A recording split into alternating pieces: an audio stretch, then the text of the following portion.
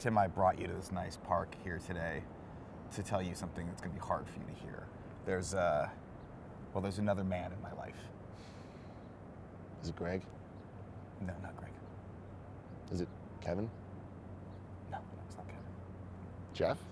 Ramsey? No, there's someone else, another one. How many men do you have?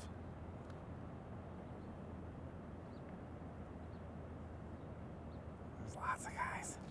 Oh my God.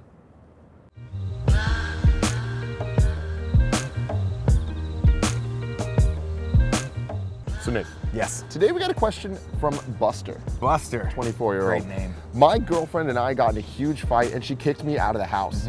I ended up cheating on her with my friend.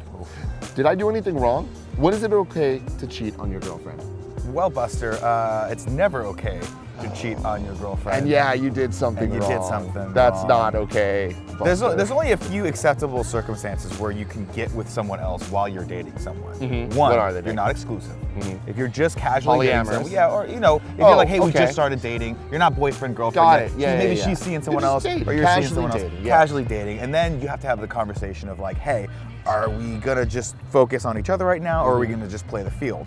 That is one acceptable circumstance where you can hook up with someone else. That is what's known as the DTR. That's the Define DTR? the relationship. Ah, got There's it. that moment in every relationship where you have to DTR. I was gonna say Dance Dance Revolution, but That's similar, but okay. different. Yeah.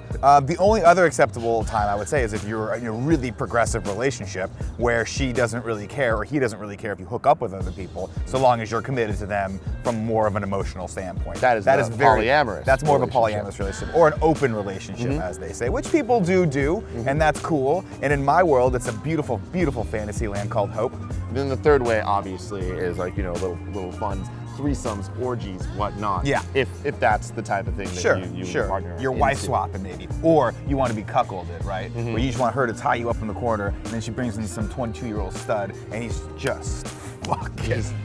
And We're she's okay. making sounds, by the way, you've never heard come out of her. You know? My thing is the moment that you are in a position where you're thinking about cheating, especially if you're doing it for revenge, Yeah, you that's should bad. not be in that relationship. That is problematic. There's no acceptable reasoning, and you'll never be able to have a level of trust with your partner ever again No. after that occurs. If you're trying to cause emotional harm, Yeah. then yeah, that's kind of a fucked up thing. Also, the one thing I would say is you have to ask yourself, why did you go do that? Right? More often than not, especially in relationships when things are not necessarily clear, you can look at yourself and be like, why did I do that? Was it because I wanted to end this relationship? Was it because I'm not happy here and I'm just acting out?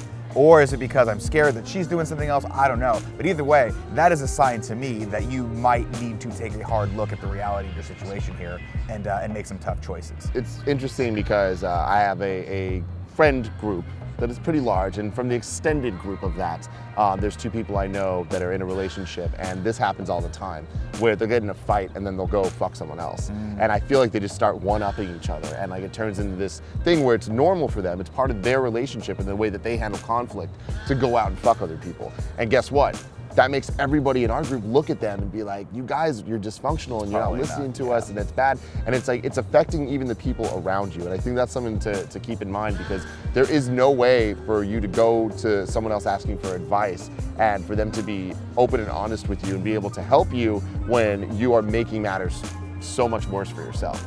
Do not cheat on anybody, and especially not for spite. It's Yeah. never gonna help. It's never gonna make anybody feel good at the end of the day. And Buster, I hope things work out for you.